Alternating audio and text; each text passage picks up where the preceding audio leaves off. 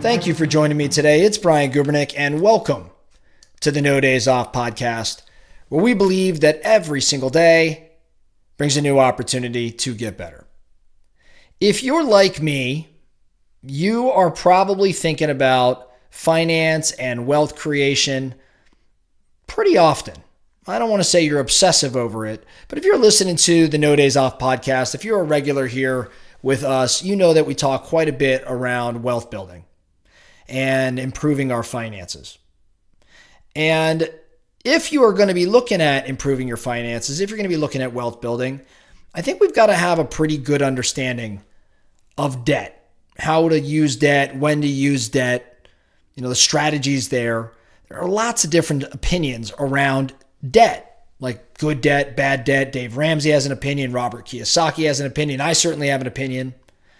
I think most everyone lands in kind of the same spot, though, which is that there is positive debt and there's negative debt. There's debt secured by good assets with equity, and that doesn't put you at risk. And then there's unsecured debt, like credit cards at high interest rates that do not make a lot of sense.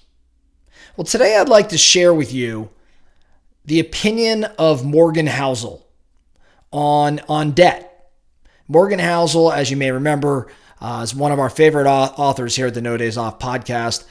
Maybe someone that I'm considering interviewing in the coming months. I know we do not typically, let me rephrase that. We have never run an interview here at No Days Off, but we might be toying with some new things. He's an individual I'd love to have here because he is the author of The Psychology of Money. He's also the author of a relatively new book, one that I've quoted here just recently, called Same as Ever. Morgan has a pretty thorough understanding of money. I love where his mind goes on these things. He is deeply researched. He studies many of the best money managers or thought leaders on money, especially the Warren Buffetts and Charlie Mungers of the world. And I want to share with you how Morgan's thinking about debt. I found it to be a pretty unique and different perspective. Morgan has shared a few different times, but I most recently saw on a blog post. He talks about Japan, the country of Japan, and how there's 150 or so businesses that are at least 500 years old. As a matter of fact, some of those businesses actually claim to have been operating continuously for more than 1,000 years, which is insane. It's insane because when you think about these businesses, as Morgan shares, you got to think like over 500 plus, maybe even 1,000 years. How many things have these businesses had to endure? From wars, dozens of wars, to emperors, to weather conditions, tsunamis. There's been economic depressions. I mean, it's like an endless list. However, they've stood the test of time. Generation after generation, these companies have survived. These are ultra durable businesses. And studies of them show that they all tend to have one common characteristic. Given today's topic, I think you probably know what that is. They hold tons of cash, but more importantly, they have no debt. That's part of how they endure centuries of just constant chaos. I find it really, really fascinating. Morgan quotes an author, Kent Nerdborn, who said, "Debt defines your future, and when your future is defined, hope begins to die." Not only does hope begin to die, but the number of outcomes you can endure does too. So Morgan explains that let's think about volatility over life. Let's say you have a chart of volatility over life, and it's a bunch of up and downs. It looks like a heartbeat almost. And it's not just, it's all volatility over life, not just market volatility, but the volatility of the world and the life that you have. Maybe it's recessions and divorces or illness or, moves or floods or whatever it may be. Life is filled with lots of volatility, a lot of ups and downs. With no debt, when you have no debt, the number of volatile events that you can withstand throughout your lifespan, it falls within a range that's rather wide.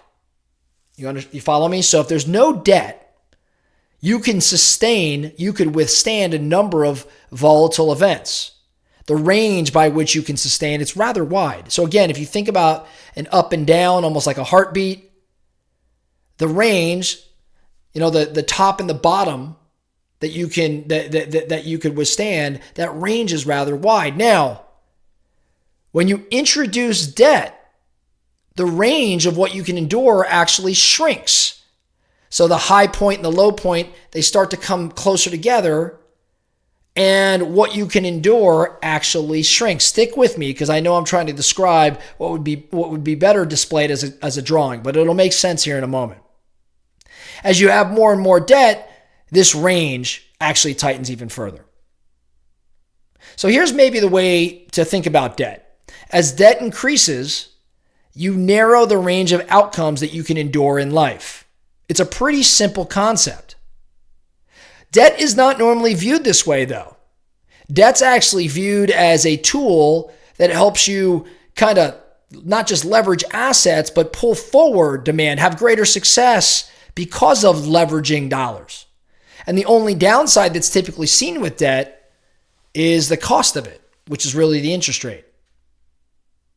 But when you look at debt in the way I described as like a narrowing of events or outcomes that you can endure, you start to really kind of think about things differently. Morgan says that, he hopes to be around for another 50 years. Now, what are the odds that during those next 50 years, he's going to experience war or wars or recessions or terrorist attacks or bad political decisions or family emergencies or health crisis or career transitions? I mean, it could go on and on and on. The odds of these things happening is 100%. 100%. There will be volatility. There will be events as I just described. So when you think of it like that, if debt is in fact narrowing the ability to survive outcomes, you start to look at things a little bit more seriously. Think about financial volatility. If you find yourself maybe unable to make debt payments, that's kind of what we're describing here. But how about psychological volatility? How about, if you can no longer mentally endure a job for any longer? Or in family volatility, maybe divorce occurs, or maybe you've got to care for a relative. Health volatility, political volatility. As Morgan says, the world's a wild place. Now imagine if you had debt, just medium debt. How would it impact your ability to respond to that volatility? What if you had significant debt? How would it impact your ability to respond to that volatility? And then the polar opposite of heavy debt, what if you had no debt? How could you respond to that volatility? That's what we're talking about here. So Morgan's not what he would call an anti-debt zealot. There's a time and place, and used responsibly, debt's a great tool. But when you look at debt as something that's narrowing your ability to endure volatility, knowing that the world is in fact rather volatile, you start to see it as a constraint on what actually matters most, which is having options and having flexibility. So I wanted to share this rather unique mindset with you today.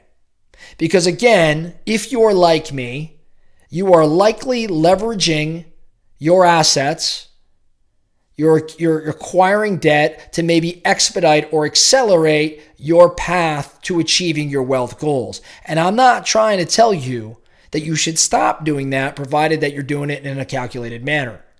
What I am, in fact, though, sharing with you is it is worth taking a step back and observing the fact that debt, no matter the amount, begins to restrict your ability to respond to volatility, financial volatility, psychological volatility, and all the things that we discussed.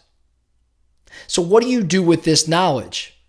What I think you do is you take a look at, your current net worth, your current leverage, the current debt that you carry, and you ask yourself, can I endure a catastrophic event? Can I endure any degree of volatility? To what extent can I endure that?